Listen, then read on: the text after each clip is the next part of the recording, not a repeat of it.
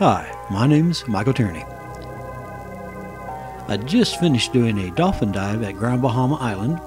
Once we hit back to shore, I immediately grabbed a sandwich, grabbed my gear, and hopped on another boat to do a shark dive. That's what you're about to see here.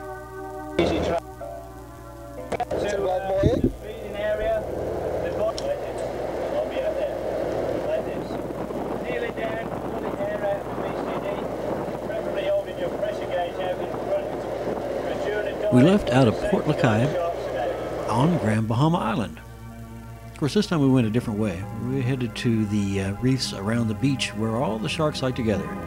If the swimmers had any idea how many dozens of sharks were just literally 100 yards away from them, they might have been a little bit more leery to get their feet wet in the water.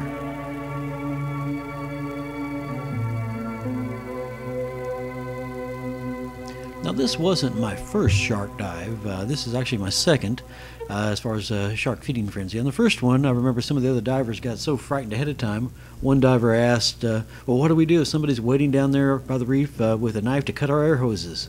I think the paranoia was just getting a little bit too strong.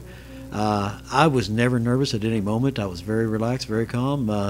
To me, the sharks were like puppy dogs, really.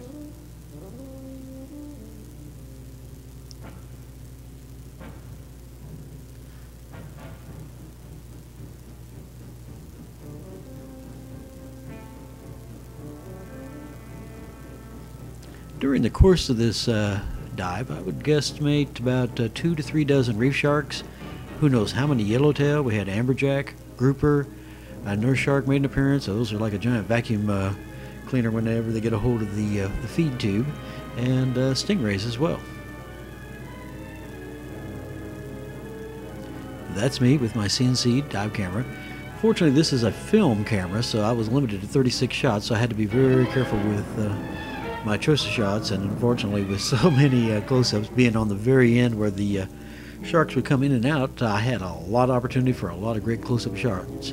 Now you'll notice that the people conducting the tour, they're all wearing chain mail, metal conduit around their hoses. Me, I'm down there in a pair of swim trunks, so I was pretty exposed on the very end there. I never, like I say, I never was nervous, but came a time during the dive when because of equipment malfunctions by other divers, one woman actually bit through her regulator mouthpiece.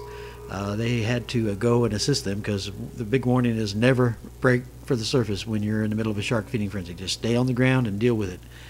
So that left me unprotected on the end with all the sharks coming in and out. And if I'd had a digital camera, I could have easily snapped 700 shots. I mean, it was quite an experience. All these sharks immediately having grabbed the bait, coming right at me to leave as they're chomping the jaws, coming straight at my head. There were times I literally had to lean backwards and put my tank all the way back onto the sand as their bellies would bounce off of my face mask. So it was definitely an up-close and personal experience.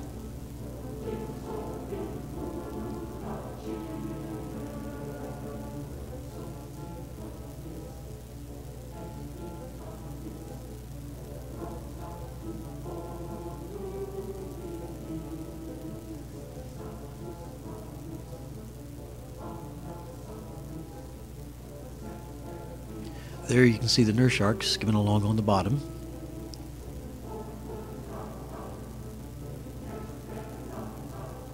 Amberjack just passed in front.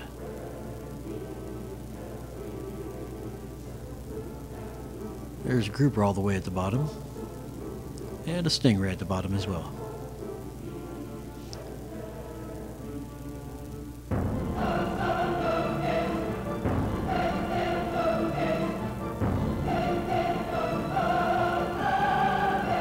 You can see my photos from this dive on my website, thewildstars.com. Notice that the shark is not turned upside down. That's when you put him in a catatonic state. He did have the shark pretty relaxed as it came around my turn to pet him, but watch when the shark's head starts to show a little activity, how close I keep those fingers in. And this was like petting smooth sandpaper. Very unusual feel.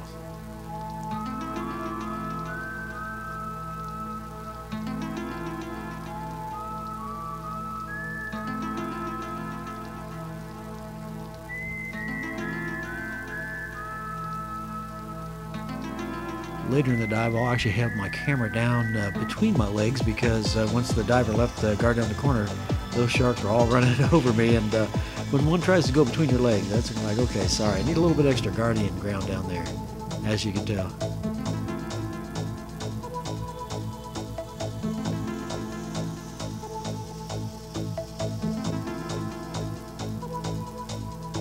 But if you've ever had a fear for sharks, do a shark dive. You'll be over it. You realize that these are just animals. They're hungry. It's like feeding the pigeons or any other fish or animal, fin, fowl, whatever.